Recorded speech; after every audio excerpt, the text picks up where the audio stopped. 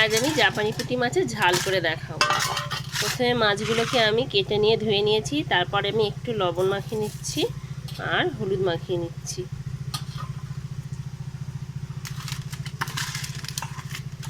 ভালো করে একটু মাখিয়ে 5 মিনিটের জন্য রেস্টে দেব।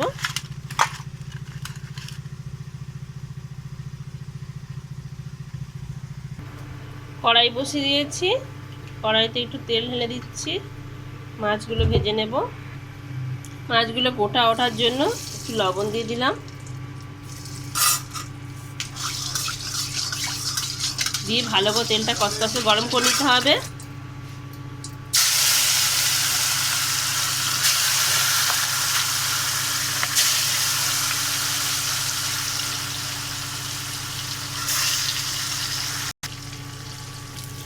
মাছগুলোর 1 পিঠ হয়ে গেছে, রাখতে তুলতে দিচ্ছি। একটু জোড়োয় নিই লবণ দেওয়ার কারণে। এইভাবে আমি সবকটি মাছ ভেজে নিচ্ছি।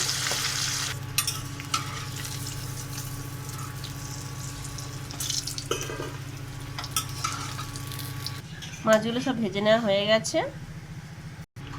5 ফোঁটন দিয়ে দিলাম, একটা তেজপাতা, কাঁচা লঙ্কা দিয়েছি, দিয়ে এখানে পেঁয়াজ আর টমেটো দিয়ে করবো, রসুন দেব না।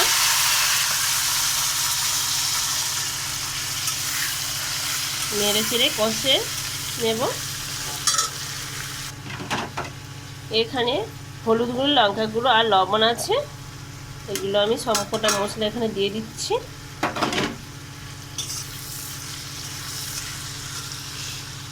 আর এখানে আমি পাটাতে শিলের মধ্যে আমি শুকনো লঙ্কা দুটো, আদা, জিরে আর ধনে, মৌরি একসাথে বেটে নিয়েছি।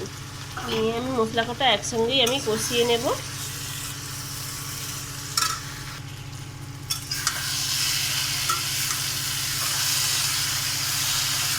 ভালো আলোর ব্যবস্থা নেই, সেই জন্য এরকম মনে হচ্ছে। খুব ভালো লাগবে তরকারিটা, কালারও ভালো হয়। এখানে মশলাগুলো কষিয়ে নেওয়া হয়ে গেছে, এখানে সেদ্ধ করে রাখা আলু দিয়ে দিলাম। আলুটা দিয়েও ভালো করে আবার আমি কষিয়ে নেব।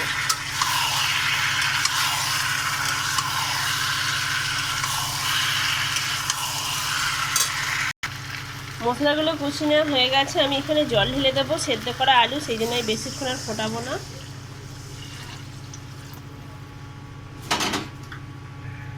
কড়া থেকে ঝোলটা ঢেলে নিয়ে আমি এই ছোটো কড়াইয়ের মধ্যে দিচ্ছি, যাতে তাড়াতাড়ি সেদ্ধ হয়।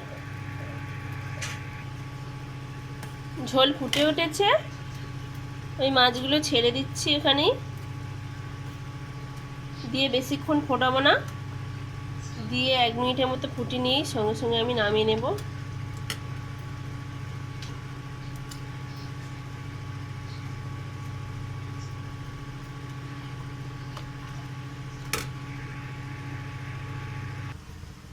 আমার মাছের ঝোল একেবারে রেডি হয়ে গেছে।